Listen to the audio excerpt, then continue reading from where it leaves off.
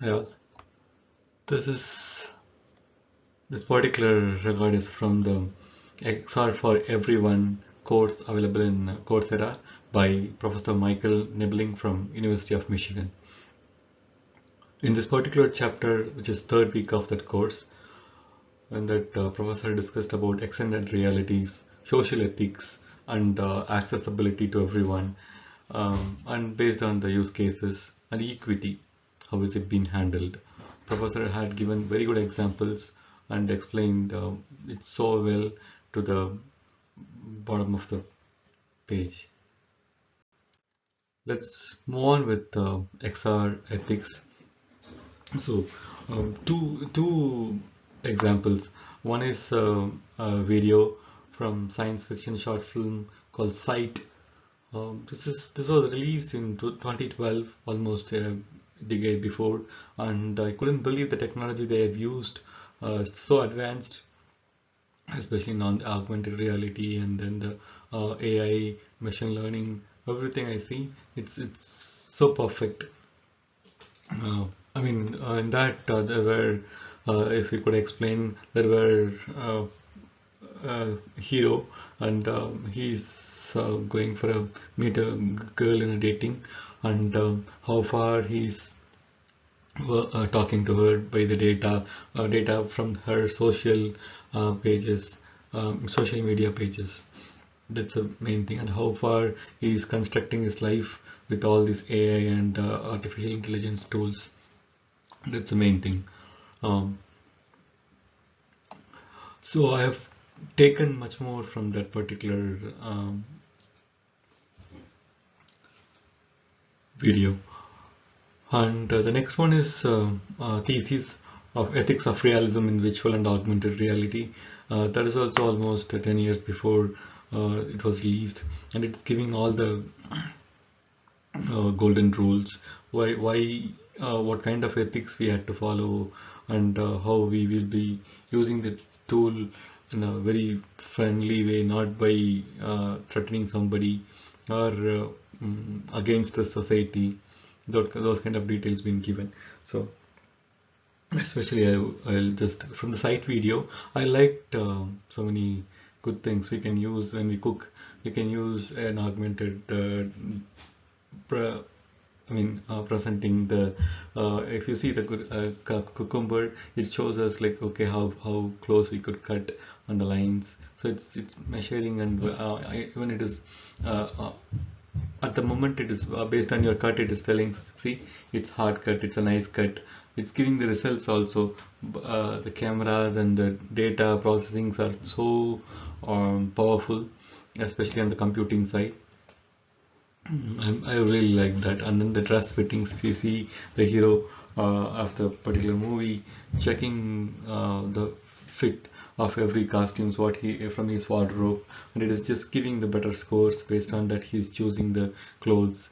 So that this in our everyday life we would go through this, like, we wouldn't be knowing, so okay, this shirt would fit for us or not, like, okay, those kind of okay, those are all the tools going to come up in our life. Dress fitting, and then the basing on the answers on the actress, the results were changing and matched with the actor's values. Especially more than liking it, I just like the technology. I didn't like the way he interrupted the data, but I liked how the artificial intelligence being done and the power of computing, everything I've seen, that I liked it. And this can be used in, like, the reason being why I say I like it, this can be used in investigation, not to cheat someone. So that's what I wanted to say. And from the thesis, the author had given the golden rule of reciprocity, that which is hateful to you, okay, which is hateful to you, do not do to your fellow, which is very, very powerful. Do not, just what you don't like, don't do it for others. So treat others as you have them treat you. This is what it is. This is not all about empathy, but very practical experiences for others. We need to think about whether we would want to have this experience without prior warning, or education, training, and assured compliance with a generally agreed and debated code of conduct. That's what. And the challenge now is for researchers, content creators, and distributors of XR systems to determine what should be within this code of conduct. So they have to practice, think and practice. So Professor concluded as the development of increasingly realistic virtual worlds allows the advancement in XR technology. So there are much more benefits on these fields: training, education, say, physiotherapy, physical and mental rehabilitation, marketing. So far, I mean, there are the limited fields here, but much more it can apply with. So it's called super realism. The benefits of super realisms are so clear. Realistic virtual scenarios can make XR applications more efficacious. You'll get the intended results. But this is my thing. Like, ensure before you apply the super realism. Now that XR is about to become a tool widely used in society, they may become pressing problems. A particular problem set may be caused by what we refer to as super realism. Yes, it may create a new problem if you are not really thinking that ethics or following the ethics. Next, let's go to the accessibility and equity. So this is the next chapter, which probably did handle the third week as well. There are so you would have seen how bad or how good the technology can be used in the in the social ethics, in the ethics part, but in the accessibility and equality, when it comes to that, whom it will be benefiting, that's a main thing which we will be saying.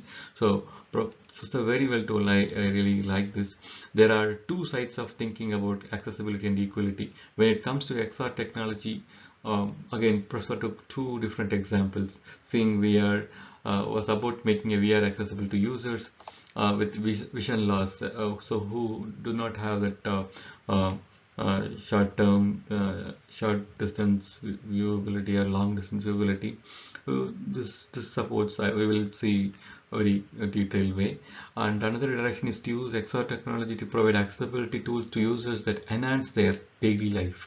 That's hygiene. I will cover that one. This is from Professor Nibbling. I really follow that. So first tool, which is Seeing VR, this was also being introduced in 2018 time period.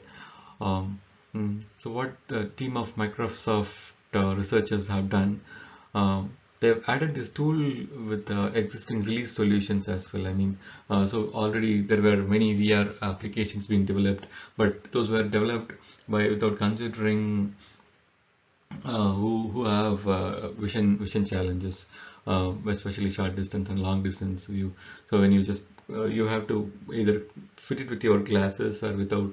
If they have contact lenses, maybe that may support. But who have with the glasses of vision challenge, they cannot read the words clearly. So this is how it's the original scene, but for them it may not be readable.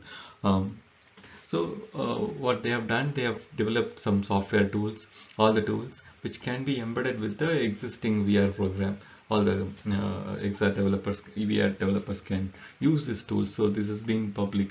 They have made it public. That's a very great effort, because like based on their record, they have seen some 4 million or 4 billion people, something.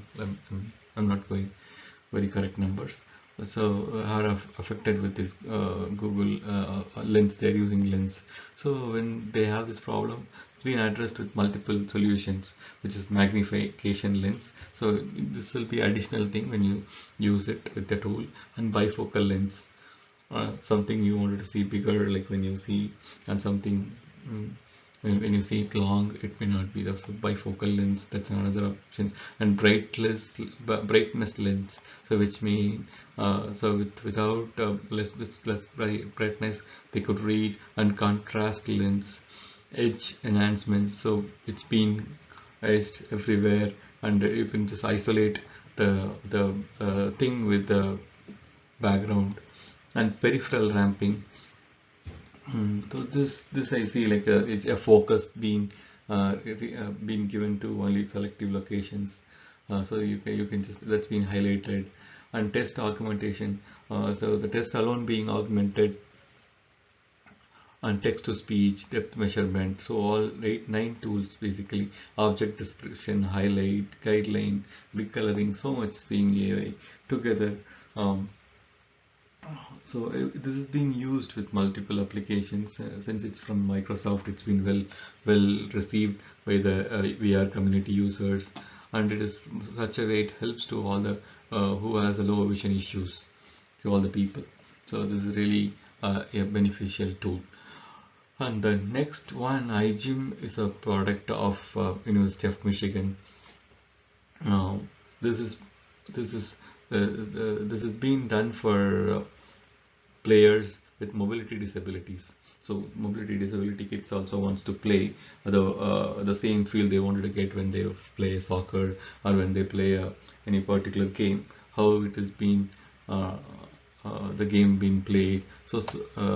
That's what the main intention was. So uh, again, iGEM is that project that uses the projected augmented reality to create a room-sized interactive game environment. If you see in this picture, you will see very well a mobility disabled person who's playing with a usual able person. These are all the researchers. And those without, they go with the head-to-head in a traditional physical sports setting. They feel like, okay, they are not opted out. They are also part of the game. By seeing this, all these setup, like one of the parent has conveyed that one of the things that's very interesting about this project is all kids or all people have competitive spirit at different levels, and the kids found the game fun and competitive regardless of their level of mobility. They're equal. They got an equal opportunity. That's equity. That's what I see, and they've got an accessibility also to the technology. And like that could be played without additional equipment. I mean, there doesn't require anything additional. Everything is being augmented. So this was done by a complete team of team of four different departments, like School of Art and Design, who led the program, which is Ralph, and the School of Information and Kinesiology. So it's mostly from Professor Michael Nebling, and then School of Computer Science and Engineering. So there are two more research fellows being joined to this team. And the primary coordinate person was Ralph. He was telling, he wants to empower children in wheelchairs to compete with, not necessarily win against, but children without motor impairments. It's really another level of inclusive sports. This is what he was telling after the great thing being done, because like there was so much coordination, nothing didn't go wrong. They were very happy about the results. They could do based on their planned timing. It was really a great teamwork.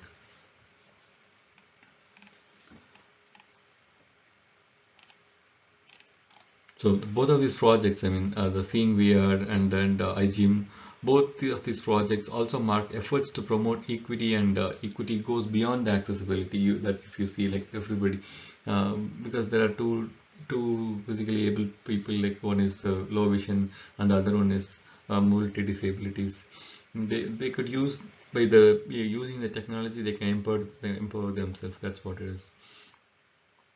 And the professor had given an exercise also in this particular thing, by his goal was to discuss the known problem from the reader, like overall taking the course. You just discuss the problem, just raise one issue, but also explore how the challenges with XR technology related to the issues that you care about can be turned into an opportunity to develop a particular application or a solution. um, Professor believes that no matter what the issues are, we will be able to solve them by engaging in constructive dialogue, educating both users and creators of XR technologies. That's users believe. That's I also second that.